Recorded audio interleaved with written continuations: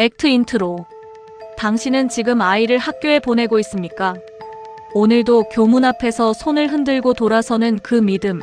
우리 아이를 선생님이 지켜줄 거라는 그 믿음. 그것이 이 사건에서 가장 먼저 무너진 것입니다. 올해 2월 한 초등학교 1학년 아이가 돌봄 교실을 마치고 집으로 돌아가려다 담임 선생님의 부름을 받았습니다. 그리고 다시는 집으로 돌아오지 못했습니다. 범인은 외부인이 아니었습니다. 매일 그 아이의 이름을 불렀던 사람이었습니다. 지금부터 그 하루를 처음부터 끝까지 당신이 반드시 알아야 할 이유와 함께 말씀드리겠습니다. ACT 사건 당일. 그날은 2월의 어느 월요일이었습니다.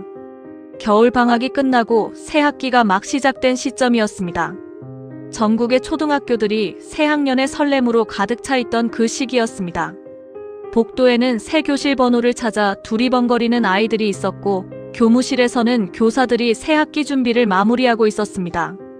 아이들은 새 선생님과 새 친구들에 조금씩 익숙해져 가던 중이었고, 부모들은 아이를 아침마다 학교에 보내며 오늘도 무사히 잘 있겠거니 하는 당연한 믿음을 품고 있었습니다. 그 믿음이 그날 오후 완전히 무너졌습니다. 피해 아동 박서연 양은 당시 초등학교 1학년 만 7세였습니다. 이제 막 학교라는 세계에 발을 들인 아이였고, 수업이 끝난 뒤에는 돌봄 교실에 남아 부모가 퇴근할 때까지 기다리곤 했습니다. 돌봄 교실은 맞벌이 가정을 위해 수업 이후에도 아이를 안전하게 보호해주는 공간으로 서연 양에게는 하루의 마지막 학교 시간을 채우는 익숙한 공간이었습니다. 그날도 서연 양은 평소처럼 돌봄 교실에서 시간을 보냈습니다. 그림을 그렸는지, 친구들과 이야기를 나눴는지, 조용히 책을 읽었는지는 알 수 없습니다. 그러나 분명한 것은 서연 양이 그날 오후까지만 해도 평범한 하루를 보내고 있었다는 것입니다. 그날 오후 5시경 서연 양은 돌봄 교실을 마치고 가방을 챙겨 집으로 향하려던 참이었습니다. 부모님이 퇴근해서 돌아올 시간, 저녁 밥상이 차려질 시간, 집에 온기가 기다리는 시간이었습니다. 아이는 가방 끈을 잡고 신발을 신으려 했을 것입니다. 그 순간 담임교사 이 씨가 서연 양 앞에 나타났습니다. 책을 주겠다고 잠깐만 따라오라고 했습니다. 그 말은 너무나 자연스러웠고 너무나 일상적이었습니다. 아이의 입장에서 생각해 보십시오. 담임 선생님의 말이었습니다. 매일 수업을 해주고 이름을 불러주고 학교 생활을 이끌어주는 어른의 말이었습니다. 담임교사란 아이에게 학교 안에서 가장 가까운 어른입니다. 부모 다음으로 가장 많은 시간을 함께하며 아이의 이름을 매일 부르는 존재입니다. 아이에게 선생님은 세상 사람 중에서 가장 믿어도 되는 축에 속하는 존재입니다. 학교라는 공간 안에서 선생님의 말은 거역하기 어렵습니다. 아니, 거역한다는 개념 자체가 아직 그 나이의 아이에게는 낯설었을 것입니다. 그 사람이 따라오라고 했습니다. 서연 양은 의심할 이유가 없었습니다. 의심하는 법 자체를 배운 적이 없었습니다. 선생님을 따라 나섰고 그 발걸음이 얼마나 가볍고 아무렇지 않았을지 생각하면 가슴이 무너집니다. 이 씨가 아이를 데려간 곳은 시청각실이었습니다. 수업이 끝난 오후 시간에는 학생들이 거의 드나들지 않는 조용한 공간이었습니다. 조용하고 눈에 잘 띄지 않고 건물 한쪽 구석에 위치한 공간이었습니다. 이 씨는 그 점을 알고 있었습니다. 학교 건물의 구조를, 어느 시간에 어느 공간에 사람이 있고 없는지를 이미 파악하고 있었습니다. 그리고 그 공간을 선택했습니다. 사람의 눈이 닿지 않는 곳을 골랐습니다. 아이를 그 안으로 들어오게 한 뒤 미리 준비해온 흉기를 꺼내 들었습니다. 미리 준비했다는 사실이 이 사건의 성격을 결정짓습니다. 이것은 충동이 아니었습니다. 이미 흉기를 품고 학교에 출근한 것이었습니다. 아이들이 등교하기 전부터 이 씨는 이미 준비가 끝난 상태였습니다. 교문을 들어서는 그 순간부터, 서연 양의 출석을 확인하는 그 순간부터 이 씨의 하루는 범행을 향해 움직이고 있었습니다. 서연 양은 그 자리에서 목숨을 잃었습니다. 겨우 7살이었습니다. 좋아하는 것과 싫어하는 것을 한창 알아가던 나이였고, 돌봄 교실에서 친구들과 장난치다 집에 가려던 아이였습니다. 그날 집으로 돌아갔다면 엄마에게 무슨 이야기를 했을지, 저녁에 어떤 반찬을 먹었을지, 내일 학교에서는 무슨 일이 있었으면 했을지. 그 모든 것이 그 시청각실에서 끊겼습니다. 그 아이가 왜 죽어야 했는지 아무도 납득할 수 있는 답을 줄 수 없습니다. 서연 양이 이 씨에게 무언가 잘못한 것은 없었습니다. 서연 양의 존재 자체가 잘못이 될 수는 없습니다. 그 아이는 단지 선생님의 말을 믿고 따랐을 뿐입니다. 그 믿음이 목숨을 앗아가는 결과로 돌아왔습니다. 학교는 아이들에게 가장 안전해야 할 공간입니다. 부모가 아이를 보낼 때 가장 믿고 맡길 수 있는 곳이어야 합니다. 그 믿음은 단순한 감정이 아니라 사회가 수십 년에 걸쳐 쌓아온 제도적 약속입니다. 교사는 아이를 가르치는 사람이기 이전에 아이를 보호하는 사람이어야 합니다. 그런데 이 사건은 그 전제 자체를 부숴버렸습니다. 보호해야 할 사람이 가해자였고 안전해야 할 공간이 범행 현장이 됐습니다. 외부의 침입자가 아니었습니다. 학교가 신뢰하고 채용한 사람이 저지른 일이었습니다.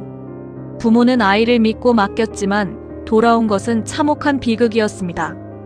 그 비극이 교실 안에서 담임 선생님의 손에 의해 벌어졌다는 것이 이 사건을 더욱 잔인하게 만듭니다. 서연 양의 어머니가 그날 저녁 아이를 찾아 학교로 달려갔을 때 그 심정을 무슨 언어로 표현할 수 있을까요? 아무리 시간이 지나도 그 어머니의 하루는 그날 오후 5시에서 멈춰 있을 것입니다. 아이가 가방을 챙기고 집으로 오려던 그 순간으로 계속 되돌아갈 것입니다. 그 순간 자신이 학교 앞에 있었다면, 그 순간 아이의 손을 잡고 있었다면 하는 생각을 지울 수 없을 것입니다. 그러나 그것은 부모의 잘못이 아닙니다. 아이를 학교에 보내는 것이 잘못일 수 없습니다. 잘못은 그 믿음을 이용한 이 씨에게 있고 그 믿음이 유지될 수 있도록 시스템을 갖추지 못한 우리 사회에 있습니다. 이 사건이 우리를 이토록 오래 붙들어두는 이유는 하나입니다. 그것이 남의 이야기가 아니기 때문입니다. 어느 학교에나 서연 양 같은 아이가 있고 어느 학교에나 돌봄 교실이 있고 어느 부모나 아이를 학교에 보내며 학교를 믿습니다. 그 믿음이 이 사건으로 산산조각 났습니다. 다시 그 믿음을 회복하는 것, 그것이 이 사회가 이 사건 이후에 해야 할 일입니다. 아이를 학교에 보내는 행위가 다시 당연한 믿음이 될 수 있는 사회, 그것을 만들어야 합니다. 서연 양은 그 믿음을 되찾아야 한다는 사실을 온몸으로 알려줬습니다. ACT3 계획된 범행. 수사 결과가 공개됐을 때 많은 사람들이 두 번 충격을 받았습니다. 처음에는 담임 교사가 자신의 제자를 7살 아이를 교내에서 살해했다는 사실 자체에 충격을 받았습니다. 그런데 수사 결과가 나오자 더 무거운 충격이 찾아왔습니다. 이것이 처음부터 치밀하게 계획된 범행이었다는 사실 때문이었습니다. 충동 범죄가 아니었습니다. 단 한순간의 감정 폭발이 아니었습니다. 시간을 두고 정보를 수집하고 도구를 준비하고 기회를 엿보았습니다. 그 모든 과정이 학교라는 공간 안에서 아이들 곁에서 진행됐습니다. 수사에 따르면 이 씨는 범행 며칠 전부터 인터넷으로 살인 방법을 검색했습니다. 어떤 도구로, 어떤 방식으로 사람을 해칠 수 있는지를 사전에 찾아봤습니다. 그것도 아이들이 앉아있는 교실 가까이에서 학교 업무를 보는 그 시간 어딘가에서 그 검색을 했습니다. 교직에 있는 사람이 아이들에게 둘러싸인 환경에서 아이를 해칠 방법을 찾고 있었습니다. 그 사실만으로도 이미 소름이 돋습니다. 그리고 이 씨는 흉기를 미리 구입했습니다. 인터넷 검색을 통해 얻은 정보를 바탕으로 자신이 필요하다고 판단한 도구를 직접 준비했습니다. 범행 당일 이 씨는 이미 준비된 상태로 학교에 출근했습니다. 아이들이 등교하고 출석을 부르고 수업을 하는 그 시간 내내 이 씨는 흉기를 품고 있었습니다. 그 사실을 아이들은 몰랐고 동료 교사들도 몰랐으며 서연 양의 부모도 몰랐습니다. 많은 사람들이 이런 사건을 접하면 이렇게 생각하곤 합니다. 저 사람은 순간적으로 이성을 잃었겠지. 충동에 사로잡혔겠지. 그 생각은 잠깐의 안도감을 줍니다. 충동이라면 예측 불가능한 일회성 사고처럼 느껴지니까요. 우리가 막을 수 없었던 불가항력의 사건처럼 느껴지게 합니다. 그러나 이 씨의 범행은 충동이 아니었습니다. 정보를 수집하고 도구를 준비하고 장소를 선택하고 피해자를 유인하는 과정이 수일에 걸쳐 진행됐습니다. 그 모든 단계에서 이 씨는 멈출 수 있었습니다. 검색창을 닫을 수 있었습니다. 흉기를 구입하지 않을 수 있었습니다. 서연양에게 따라오라고 하지 않을 수 있었습니다. 그런데 멈추지 않았습니다. 멈추지 않겠다는 결정을 여러 번 반복하며 그날에 도달했습니다. 계획 범죄라는 사실은 또 다른 무게를 갖습니다. 이 씨는 범행을 준비하는 그 며칠 동안에도 아이들 앞에 섰습니다. 서연양의 이름을 출석부에서 불렀을 것이고 아이가 질문하면 대답해줬을 것입니다. 수업을 진행하고 숙제를 내주고 아이들에게 웃어 보이기도 했을 것입니다. 그 이면에 이미 범행 계획이 자리 잡고 있었다는 사실이 이 사건을 더욱 소름 돋게 만듭니다. 아이는 선생님의 눈빛에서, 목소리에서 아무것도 느끼지 못했을 겁니다. 느꼈다 해도 어떻게 해야 할지 알 수 없었을 것입니다. 아이에게 선생님이란 믿어야 하는 존재이지 의심해야 하는 존재가 아니니까요.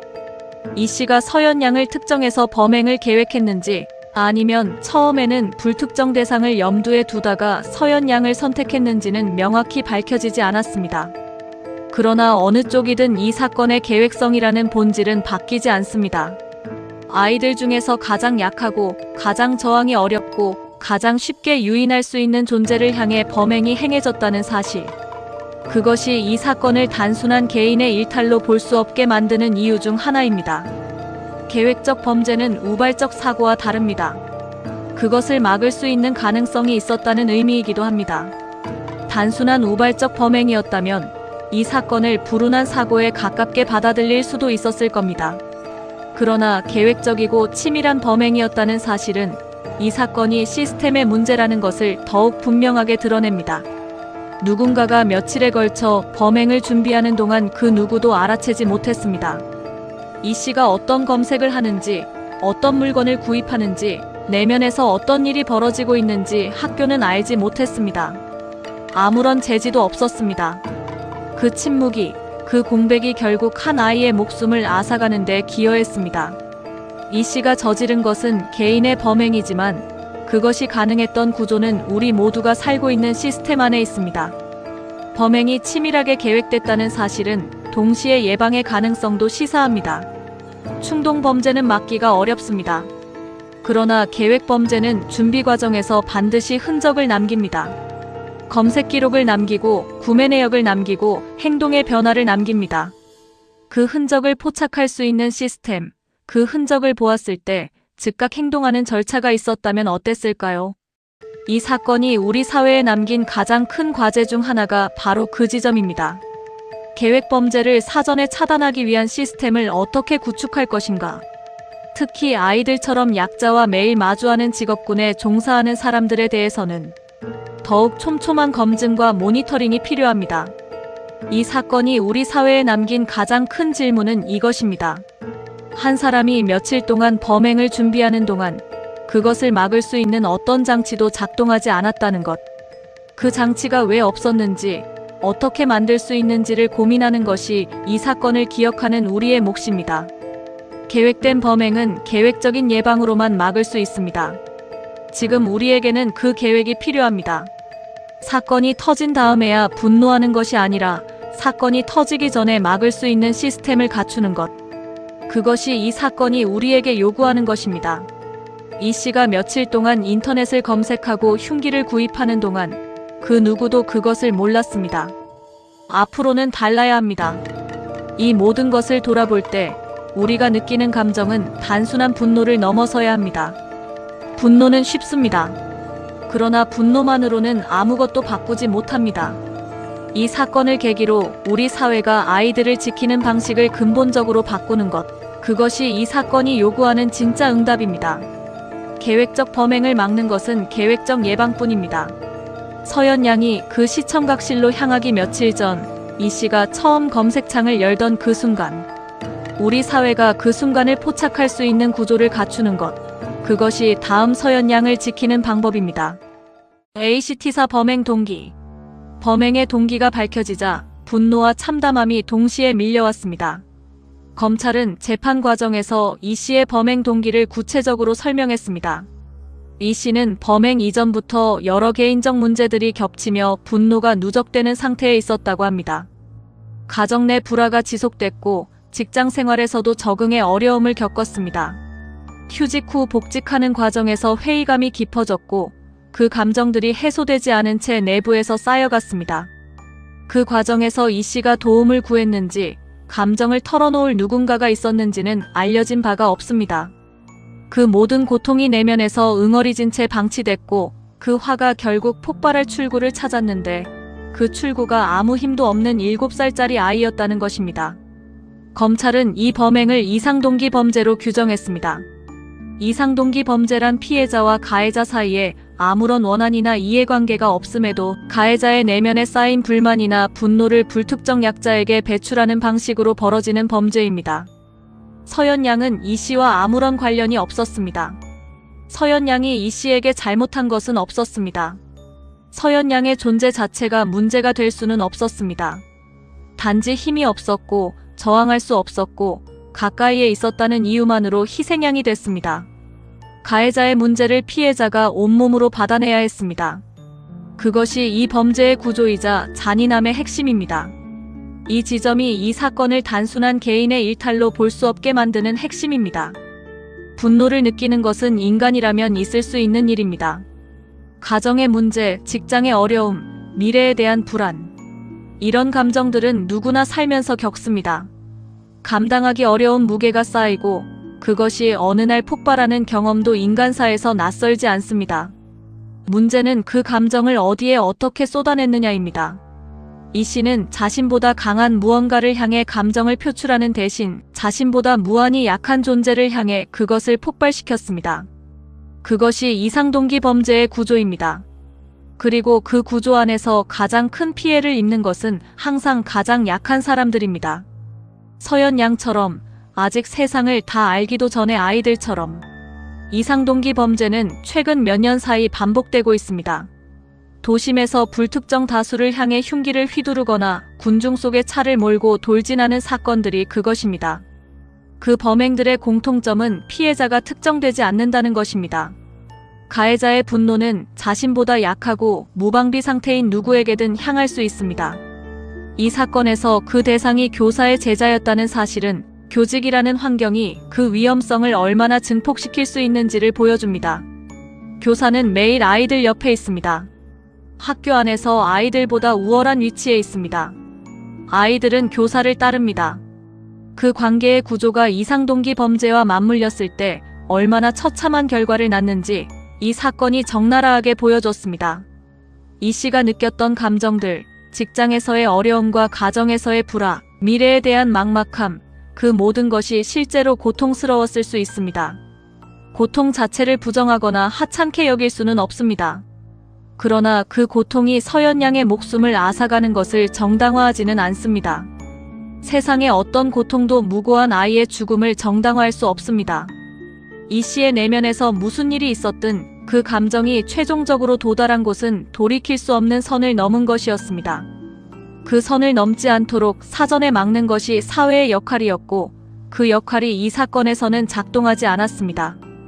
이 사건이 우리에게 던지는 질문은 단지 이 씨 개인을 향한 것이 아닙니다. 한 사람이 그토록 분노를 키워가는 동안 그것을 알아채고 개입할 수 있는 구조가 존재했는가?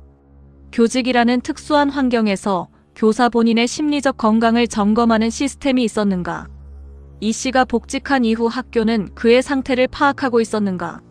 복직 이후 적응을 지원하거나 심리적 어려움을 털어놓을 수 있는 상담 경로가 마련되어 있었는가? 그 질문에 우리 사회는 아직 충분한 답을 갖고 있지 못합니다.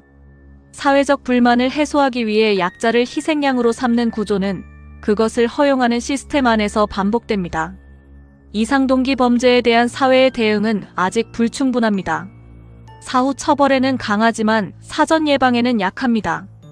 분노가 쌓인 사람을 조기에 발견하고 지원하는 시스템, 교직처럼 약자와 매일 마주하는 직업군에 대한 정기적 심리 점검, 위험 신호를 포착했을 때 즉각 행동하는 매뉴얼. 이 모든 것이 서연 양의 죽음 이후 우리가 반드시 만들어야 할 것들입니다. 약자를 희생양으로 삼는 분노의 배출은 그것을 허용하는 시스템이 없어질 때 비로소 줄어들 수 있습니다. 우리가 만들어야 하는 것은 처벌이 아니라 구조입니다. 그 구조 안에서 서연 양 같은 아이들이 안전할 수 있습니다. 이 씨의 범행은 한 개인의 선택이었지만 그 선택이 가능했던 구조는 우리 모두의 책임입니다.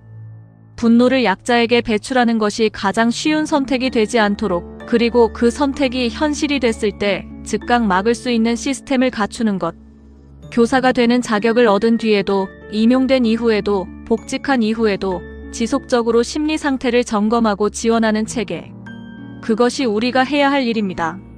서연 양은 그 시스템이 없을 때 어떤 일이 벌어지는지를 삶으로 보여줬습니다. 이 씨의 사건은 끝났지만 질문은 남아있습니다. 분노를 품은 사람이 가장 약한 존재 앞에 설 수 있는 구조, 그것을 우리가 용인해왔다는 사실을 직시해야 합니다. 지금 당장 시스템을 바꾸는 것이 서연 양에게 우리가 할 수 있는 일입니다. ACTO 묵살된 신호. 돌이켜보면 신호는 있었습니다. 그것도 한 번이 아니었습니다.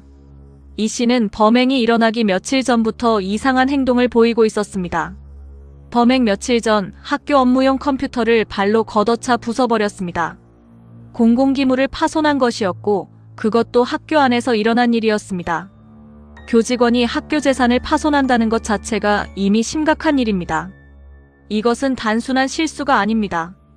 내면에서 무언가가 폭발하고 있는 사람, 감정 통제가 한계에 이른 사람이 보이는 행동 신호였습니다.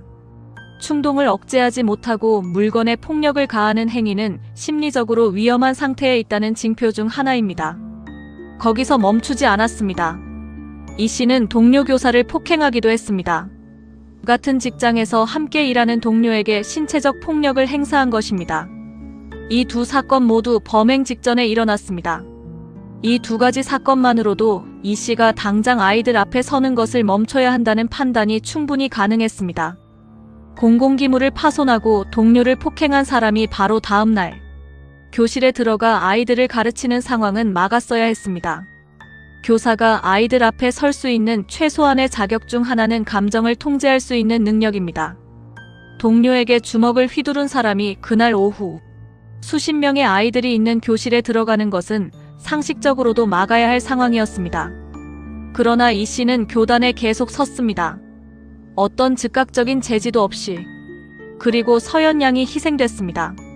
왜 제지가 없었는지는 중요한 질문입니다. 학교 조직 안에서 문제가 발생했을 때 그것을 외부에 알리거나 공식 절차를 밟기보다 내부에서 무마하거나 조용히 넘기는 문화가 작동했을 수 있습니다. 교원 사회 안에서 동료의 문제를 신고하는 것이 부담스러운 분위기가 있었을 수도 있습니다. 또는 컴퓨터를 부수고 동료를 폭행한 것이 문제이긴 하지만 설마 아이에게까지 그러겠냐는 안이한 판단이 있었을 수도 있습니다. 설마라는 생각. 그것이 가장 위험한 생각입니다. 이미 폭력을 행사한 사람이 다시 폭력을 행사하지 않을 것이라는 보장은 없습니다. 그 판단이 틀렸고 그 대가는 서연 양이 치렀습니다. 사건 이후 교육청은 징계위원회를 열고 이 씨를 파면했습니다. 파면은 공무원에게 내릴 수 있는 가장 무거운 징계이며 처분은 즉시 확정됐습니다. 교육청의 대응은 신속했고 그 결정 자체는 적절했습니다. 그러나 그 시점에 서연 양은 이미 세상에 없었습니다. 범행 전에 직무가 정지됐더라면, 그날 오후 이 씨가 교내에 없었더라면 이 가정들은 이제 의미가 없습니다. 서연 양은 돌아오지 않습니다. 그러나 이 가정법 안에 이 사건이 남긴 핵심 질문이 있습니다. 어디서 막을 수 있었는가? 명백한 신호가 있었는데 왜 제때 작동하지 않았는가? 이상 징후가 보이는 교원을 즉시 교단에서 분리하는 공식 절차가 필요합니다. 교내에서 폭력 사건이 발생했을 때 해당 교원을 즉시 직무 배제하고 전문가의 심리평가를 받게 하는 매뉴얼이 필요합니다. 아이들의 안전을 최우선으로 고려하는 위기 대응 체계가 필요합니다. 이런 것들이 갖춰져 있었다면 이 비극은 막을 수 있었을 겁니다. 이 씨가 동료를 폭행한 그날 학교장 혹은 교감이 이 씨를 즉시 귀가 조치하고 전문 상담을 받도록 조치했다면, 그 이후로는 심리 전문가의 확인이 있기 전까지 교단에 서지 못하도록 했다면 서연 양이 살 수 있었습니다. 사후 파면은 징벌입니다. 그러나 예방이 아닙니다. 우리에게 필요한 것은 사후 징벌보다 사전 예방입니다. 이 사건을 계기로 여러 논의가 시작됐습니다. 교원의 이상 행동에 대한 신고 의무화, 직무 배제 절차 명문화, 정기적 심리 검진 의무화 등 다양한 방안이 제안됐습니다.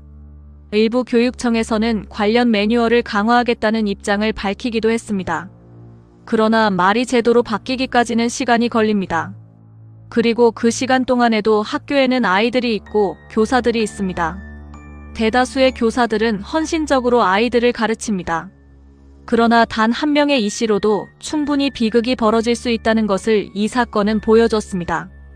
그 한 명을 조기에 찾아내고 대응하는 시스템, 그것이 모든 아이를 지키는 방법입니다. 의상 징후를 조기에 포착하고 즉각 행동하는 것, 그것이 이 사건이 우리에게 가르쳐준 것입니다. 신호는 있었습니다. 그 신호를 심각하게 받아들이고 행동했다면 서연 양은 살 수 있었습니다. 지금 우리에게 필요한 것은 그 교훈을 제도로 만드는 것입니다. 의상 징후가 보이는 교원을 즉각 분리하고 전문가의 평가를 받게 하고 아이들의 안전이 확인되기 전까지는 교단에 서지 못하게 하는 절차. 그것이 다음 서연 양을 막는 방법입니다. 사후 파면이 아니라 사전 분리가 필요합니다. 징계보다 예방이 앞서야 합니다. 그것이 이 사건이 우리에게 남긴 가장 중요한 교훈입니다. 신호를 보고도 행동하지 않는 것은 또 하나의 선택입니다. 이 사건에서 그 선택의 결과는 서연 양의 죽음이었습니다. 앞으로 우리 사회는 신호를 보면 반드시 행동하는 구조를 만들어야 합니다. 그것이 다음 아이를 살리는 방법입니다. 사후에 애도하는 것이 아니라 사전에 막는 것, 그것이 진정한 아동 안전망입니다. 명백한 위험 신호를 발견했을 때 즉각 교원을 분리하는 절차가 모든 학교에, 모든 교육청에 갖춰져야 합니다. 이 사건이 그 출발점이 되어야 합니다. ACT6 사형 구형. 재판이 열린 날 검찰은 이 씨에게 사형을 구형했습니다. 검찰이 법정에서 사형을 요청한다는 것이 어떤 의미인지 생각해 볼 필요가 있습니다. 이것은 검찰이 이 사건을 우리나라 법 체계가 허용하는 가장 무거운 처벌이 필요한 범죄로 판단했다는 의미입니다. 그 판단의 무게를 가볍게 넘겨서는 안 됩니다. 사형 구형은 검사가 재판부에 요청하는 가장 극단적인 형사적 판단입니다. 실제로 우리나라 법정에서 사형이 구형되는 경우는 극히 드뭅니다. 잔혹한 살인 사건에서도 검찰은 종종 무기징역을 구형합니다. 그 기준을 훌쩍 넘어 검찰이 사형을 요청했다는 것은 이 사건이 그만큼 극악하고 이례적이라는 공식적인 인정이었습니다. 검찰은 법정에서 피해 아동의 부모와 가족이 뼈에 사무치는 고통 속에서 피고인에 대한 엄벌을 원하고 있다고 밝혔습니다. 아무 죄 없는 만 7세 아동을 잔혹하게 살해했고 수사 단계에서는 반성의 기미조차 없었다는 점도 지적했습니다. 그 발언은 이 사건을 지켜보던 수많은 사람들의 마음을 대변했습니다. 피해 아동 가족이 원하는 것, 그리고 사건을 지켜본 시민들이 원하는 것이 법정에서 공식적인 언어로 표현된 순간이었습니다. 7살짜리 아이를 교내에서 계획적으로 살해한 것에 대해 국가가 할 수 있는 가장 강한 응답이었습니다. 한 가지 사실이 더 드러났습니다. 이 씨는 재판이 진행되는 동안 반성문을 무려 86차례 제출했습니다. 86번이라는 숫자는 언뜻 깊은 반성처럼 보일 수 있습니다. 하루도 빠지지 않고 2달 이상 매일 반성문을 쓴다는 것이니까요. 그 글 한 편 한 편에 어떤 말이 담겨 있었는지는 공개되지 않았습니다. 그러나 검찰은 그것이 형량을 줄이기 위한 수단이라고 지적했습니다. 수사 단계에서는 반성의 기미조차 없던 사람이 재판이 시작되자 반성문을 쏟아냈다는 것입니다. 재판이 시작되기 전과 후 이 씨의 태도가 달라졌다는 점. 그 변화의 의미를 어떻게 해석하느냐는 재판부의 판단에 달려 있었습니다. 반성문 86편이 진정한 뉘우침인지 아닌지는 그 내면을 알 수 없으니 단정할 수 없습니다. 사람의 마음이 바뀌었는지 진심으로 죄를 뉘우치고 있는지는 누구도 완전히 알 수 없습니다. 인간의 내면은 그만큼 복잡하고 불투명합니다. 뉘우침이 진심이라 해도 전략적 계산이 함께 작동할 수 있습니다. 그 두 가지가 동시에 존재할 수도 있습니다. 그러나 분명한 것은 하나입니다. 그 어떤 글도 서연 양을 다시 살릴 수는 없다는 것입니다. 어떤 말도 어떤 문장도 이미 사라진 생명을 되돌릴 수 없습니다. 86편의 반성문이 쌓이는 동안 서연 양의 부모는 하루도 빠짐없이 딸 없는 하루를 살아냈습니다. 아이를 먼저 보낸 부모의 슬픔을 담을 수 있는 그릇은 세상에 없습니다. 서연 양의 부모는 앞으로 매년 2월마다 그날을 떠올릴 것입니다. 아이가 가방을 챙기고 집으로 향하려 했던 그 오후가 계속 되돌아올 것입니다. 아이의 빈자리, 아이가 없는 밥상, 아이가 신지 않는 신발. 그 모든 것이 매일의 일상 속에서 서연 양의 부재를 상기시킬 것입니다. 그 고통은 어떤 언어로도 충분히 표현될 수 없습니다. 검찰이 법정에서 사형을 요청하는 행위는 단순히 형사사법의 언어가 아니었습니다. 이 사회가 한 아이의 죽음 앞에서 최소한의 도리를 다하겠다는 의지의 표현이기도 했습니다. 피해 가족이 홀로 감당하지 않도록 사회가 함께 이 사건 앞에 서겠다는 표명이었습니다. 검찰의 구형이 법정 밖에서 가지는 의미도 생각해야 합니다. 사형 구형은 단순히 이 씨 한 사람에 대한 판단이 아닙니다. 이것은 아이를 가진 모든 부모에게, 학교에 다니는 모든 아이들에게, 그리고 아이들의 안전을 지켜야 할 모든 어른들에게 보내는 메시지입니다. 이 사회는 아이의 죽음 앞에서 가장 무거운 언어로 응답했습니다. 이제 그 언어가 제도로, 변화로 이어져야 합니다. 법정에서의 무게가 법정 밖의 현실을 바꾸는 힘이 되어야 합니다. 서연 양의 이름이 잊혀지더라도 이 사건이 만들어낸 변화는 남아야 합니다. 피해 아동 가족이 뼈에 사무치는 고통을 견디며 재판 과정을 지켜보는 동안 우리 사회가 해야 할 일은 그 고통이 헛되지 않도록 제도를 바꾸는 것입니다. 사형 구형이라는 가장 무거운 언어로 표현된 사회적 분노가 실질적인 변화로 이어지는 것. 반성문 86편이 생명을 대신할 수 없듯이 구형 한 번이 시스템을 바꾸지는 않습니다. 법정 밖에서 이루어지는 변화, 그것이 진짜 응답입니다. 우리가 분노를 제도로 바꿀 때 서연 양의 죽음은 비로소 의미를 가질 수 있습니다. 법정에서 울려 퍼진 사형 구형의 무게는 우리 모두가 함께 짊어져야 하는 질문을 담고 있습니다. 어떻게 이런 일을 막을 것인가? 그 질문에 답하는 것이 서연 양을 기억하는 방식이어야 합니다. 서연 양을 기억하는 것은 슬픔이 아니라 책임입니다. 그 책임을 제도로 만드는 것, 교원 검증을 강화하고 이상 행동에 즉각 대응하는 구조를 만드는 것, 학교가 진정한 안전망이 되도록 바꾸는 것. 그것이 우리가 서연 양에게 할 수 있는 마지막 약속입니다. 서연 양의 죽음이 헛되지 않으려면 우리가 변해야 합니다. ACT7 구형의 의미. 우리나라에서 검찰이 사형을 구형하는 일은 매우 드뭅니다.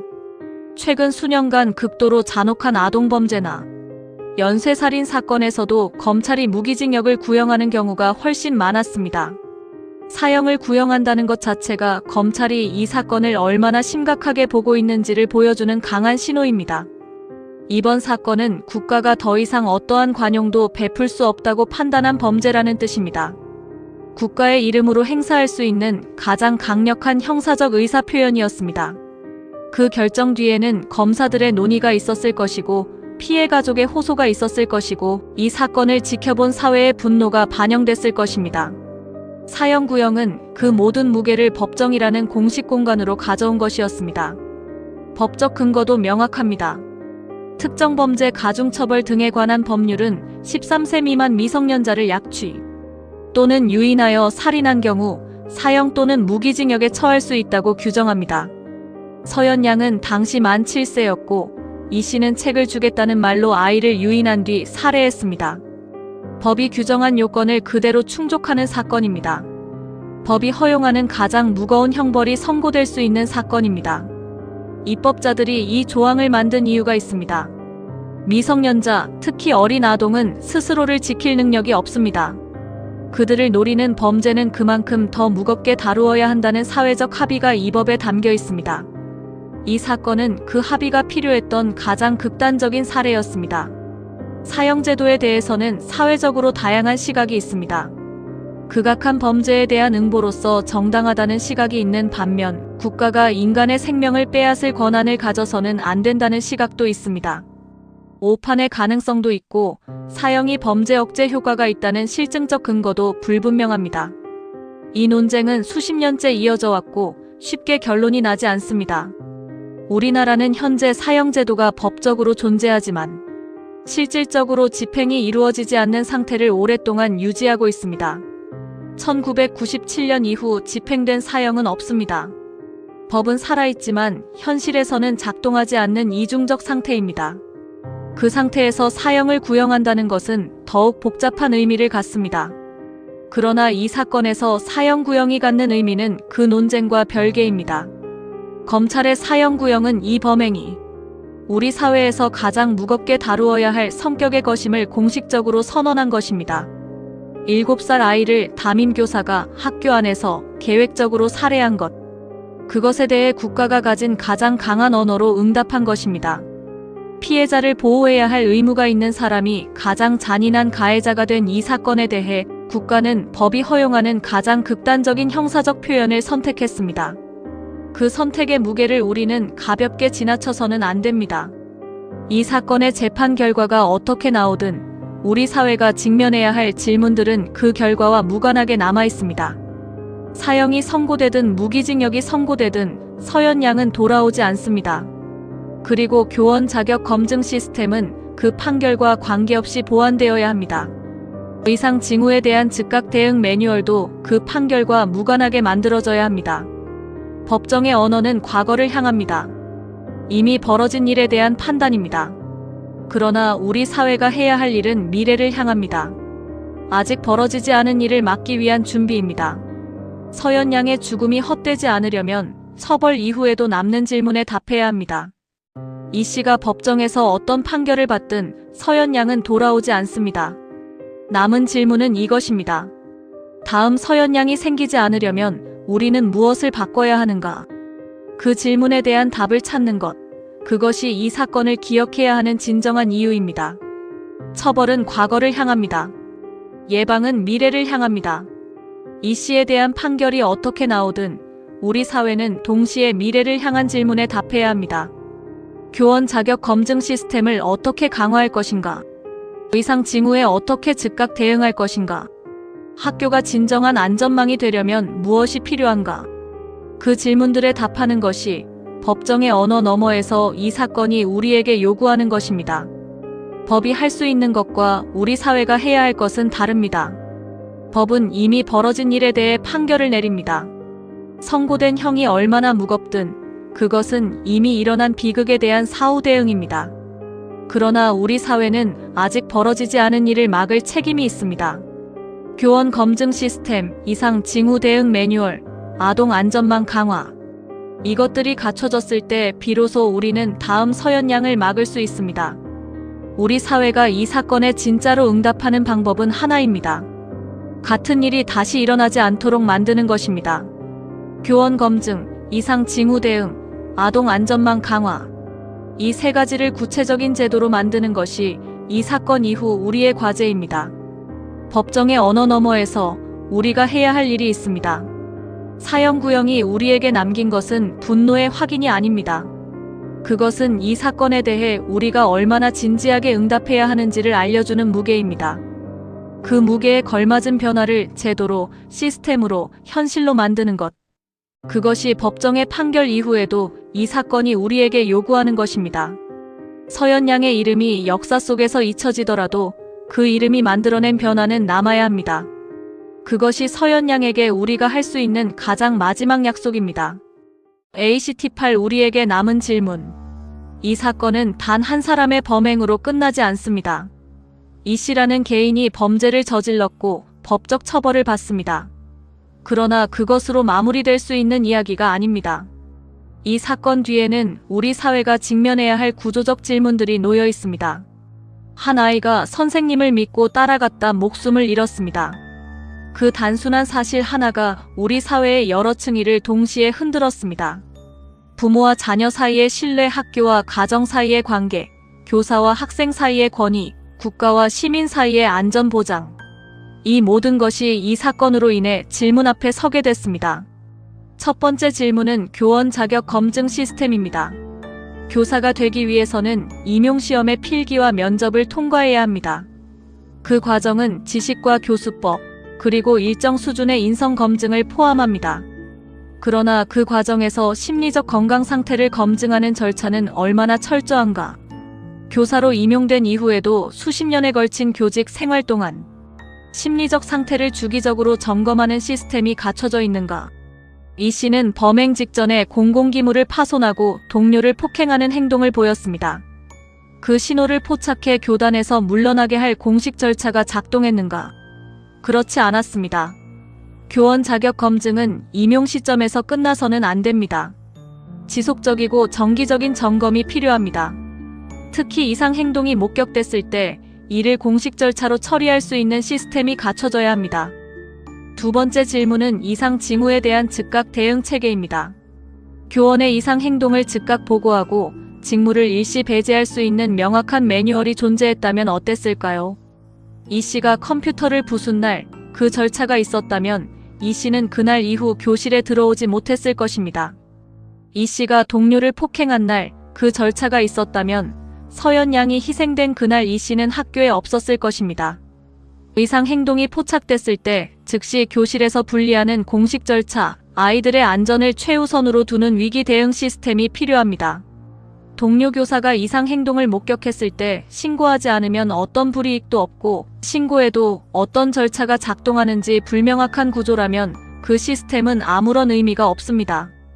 누구나 신고할 수 있고 신고 후에는 즉각적인 절차가 가동되며 아이들의 안전이 확인되기 전까지는 문제의 당사자가 교단에 서지 못하는 구조. 그것이 필요합니다. 세 번째 질문은 학교가 과연 아이들의 안전망으로 기능하고 있는가입니다. 학교는 아이들이 하루 중 가장 많은 시간을 보내는 공간이며 부모의 눈이 닿지 않는 그 시간 동안 아이들을 지켜야 합니다. 그 공간 안에서 교사가 아이를 해친다는 것은 어떤 외부 위협보다 더 근본적인 안전망의 붕괴입니다. 외부의 위험은 교문으로 막을 수 있습니다. CCTV로 감시할 수 있습니다. 경비원을 배치할 수 있습니다. 그러나 내부의 위험은 훨씬 더 감지하기 어렵습니다. 이 씨처럼 매일 교실에 서는 교사가 위험인지 어떻게 알 수 있겠습니까? 그래서 내부를 점검하는 시스템이 더욱 촘촘해야 합니다. 교사의 정신건강을 지원하고 이상 징후를 포착하고 문제가 발생했을 때 즉각 대응하는 내부 시스템. 그것이 외부 보안 시스템만큼, 아니 그보다 더 중요한 안전망입니다. 이 세 가지 질문에 구체적인 답을 찾고 제도로 만들어 나가는 것. 그것이 서연 양의 죽음 앞에서 우리 사회가 해야 하는 일입니다. 한 아이의 죽음이 다음 아이를 살리는 계기가 되어야 합니다. 그것이 지금 우리가 이 사건을 기억하고 이야기해야 하는 이유입니다. 서연 양의 이름을 기억하는 것만으로는 충분하지 않습니다. 그 이름이 제도의 변화로 이어졌을 때 비로소 서연 양의 죽음이 마지막 희생이 될 수 있습니다. 이 사건은 우리 모두에게 하나의 질문을 남깁니다. 당신의 아이가 지금 다니는 학교는 안전한가? 그 질문에 자신있게 그렇다고 답할 수 있는 사회를 만드는 것. 서연 양의 죽음이 우리에게 남긴 숙제는 그것입니다. 숙제를 외면하면 역사는 반복됩니다. 또 다른 서연 양이 나타납니다. 또 다른 이 씨가 교단에 섭니다. 우리가 이 사건을 기억해야 하는 이유, 그것이 바로 그 숙제를 완성하기 위해서입니다. 교원 자격 검증을 강화하고 이상 징후에 즉각 대응하고 학교가 진정한 안전망이 될 수 있도록 제도를 바꾸는 것. 그것이 서연 양에게 우리가 할 수 있는 가장 작지만 가장 중요한 일입니다. 서연 양이 그날 시청각실로 들어간 그 발걸음을 우리는 되돌릴 수 없습니다. 하지만 다음 아이가 그 발걸음을 내딛지 않도록 막을 수는 있습니다. 교원을 더 철저하게 검증하고 위험 신호에 즉각 대응하고 아이들이 안전하게 배울 수 있는 공간을 만드는 것. 그것이 서연 양에게 우리가 할 수 있는 마지막이자 가장 중요한 일입니다. 분노를 느끼고 있는 것이 아니라 분노를 기억하고 제도로 만드는 것. 슬픔으로 끝내지 않고 변화로 이어가는 것. 한 아이의 죽음이 시스템을 바꾸는 계기가 되는 것. 그것이 서연 양에게 우리가 할 수 있는 마지막 약속이자 가장 중요한 책임입니다. 우리가 해야 할 일이 무엇인지는 이미 알고 있습니다. 교원 자격 검증 강화, 이상 징후에 대한 즉각 대응, 학교 안전망 재구축. 이것들은 어렵지 않은 요구가 아닙니다. 필요한 것은 의지입니다. 서연 양의 이름을 기억하는 것, 그리고 그 기억을 바탕으로 움직이는 것. 이 사건이 뉴스에서 사라지고 검색어에서 내려오고 사람들의 기억에서 흐릿해지더라도 그 이름이 만든 변화는 남아있어야 합니다. 서연 양이 다녔던 것과 같은 학교, 서연 양이 있었던 것과 같은 돌봄 교실. 그곳에 있는 아이들이 안전하게 하루를 마치고 집으로 돌아오는 것. 그것이 우리가 이 사건에 빚진 것입니다. 본 영상은 실제 사건을 바탕으로 재구성된 허구이며 등장하는 인물단체 사건 등은 모두 허구입니다.